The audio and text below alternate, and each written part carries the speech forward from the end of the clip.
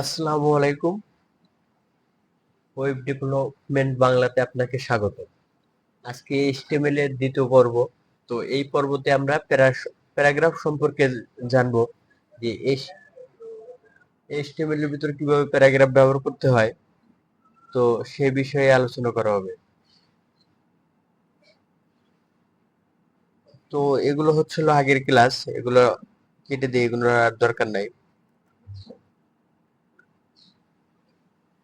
তো এইচটিএমএল এর ভিতর প্যারাগ্রাফ ব্যবহার করতে পি ট্যাগ ব্যবহার করতে হয়। তো আমি পি ট্যাগ নেই, এই যে পি ট্যাগ নেওয়ার পরে লরিমের 20 শট নেই।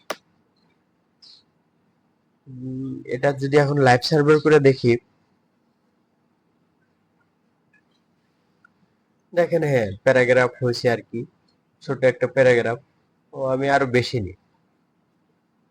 ও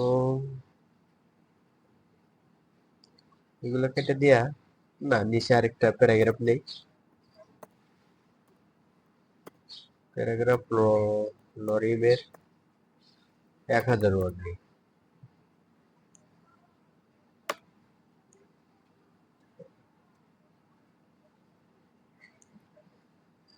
তো এখন দেখি, চলেন লাইভ সার্ভার করে দেখি 1000 ওয়ার্ড প্যারাগ্রাফ নিলাম, এটা কেমন দেখা যায়।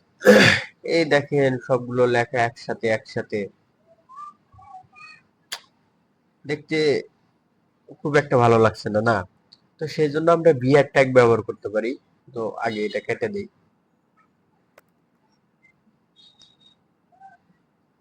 তারপরে দেখেন বিআর ট্যাগের কাজটা কি। এই যে বি আর ব্রেক ট্যাগ, এটাকে বলে ব্রেক ট্যাগ। ব্রেক ট্যাগের কোনো হলো ক্লোজিং ট্যাগ নাই। তো আমি বেশ কয়টা হচ্ছিল বিআর ট্যাগ নেই। তো এই বিআর ট্যাগ হচ্ছিল যেখানে যেখানে আমি বিআর ট্যাগ নেবো সেখানে সেখানে লাইনটা ব্রেক হয়ে যাবে।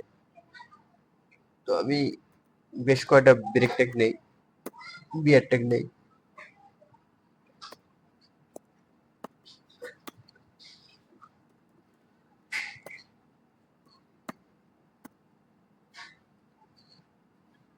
ও আরো দুই একটা নেই, বিআর।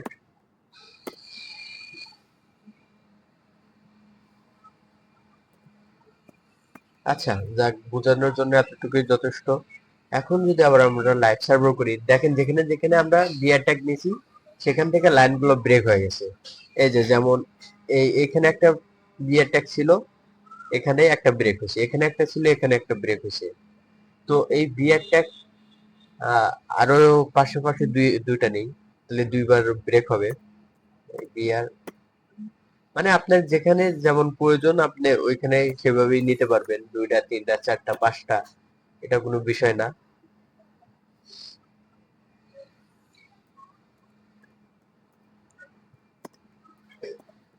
আপনার সুবিধা মতে আপনি ইচ্ছা মতো নেওয়া যাবে, এটা বাধ্যবাধকতা নাই। তো দেখেন আমরা যেখানে দুইটা তিনটা করে ব্রেক টেক নিছি, সেখানে এই যে দুই তিন লাইন করে ব্রেক হয়েছে। এখানে একটা দুইটা নিচে দুইটা ব্রেক হয়েছে, এখানে দুইটা নিচে দুইটা হয়েছে, এখানে একটা নিচে একটা। তো বিয়ার ট্যাগের কাজটাই হচ্ছিল, মানে বিয়ার ট্যাগই হচ্ছিল ব্রেক ট্যাগ। তো আরেকটা বিষয়, আমরা যদি এখানে বাংলা ব্যবহার করতে চাই, বাংলা প্যারাগ্রাফ, তো সেটাও করা যাবে। তো চলেন আমরা দেখি কিভাবে আমরা বাংলা ব্যবহার করতে পারি।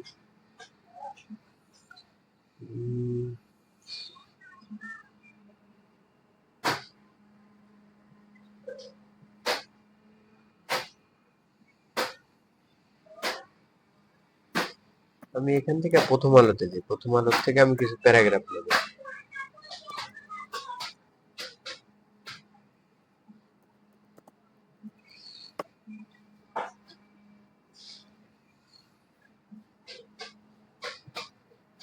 প্রথম আলোতে আসলাম, আসার পরে মনে করেন যে কটাই আমি,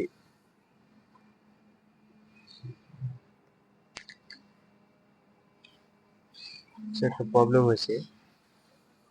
তো আচ্ছা, কপি করি,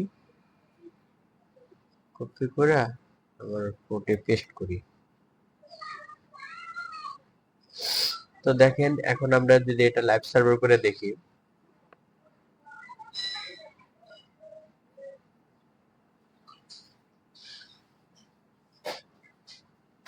দেখেন এই যে নিচে হচ্ছিল বাংলা লেখাগুলো আসছে।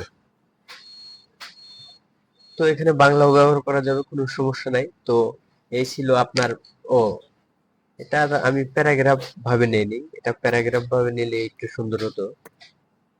আমি এটা প্যারাগ্রাফ আকারে নিই। তারপরে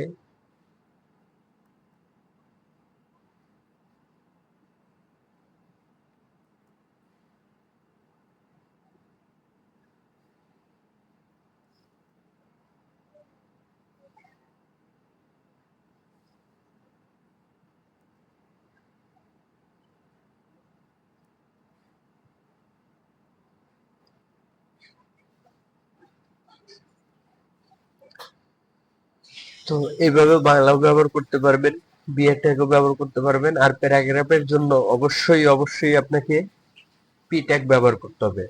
আর পি ট্যাগের ওপেনিং ও ক্লোজিং দুই ট্যাগই আছে। তো আশা করি আপনারা বুঝতে পারছেন প্যারাগ্রাফ ট্যাগ কি বা পি ট্যাগ কি। অবশ্যই ভালো থাকবেন, সুস্থ থাকবেন, আর অনেক বেশি বেশি প্র্যাকটিস করবেন। আল্লাহ হাফেজ।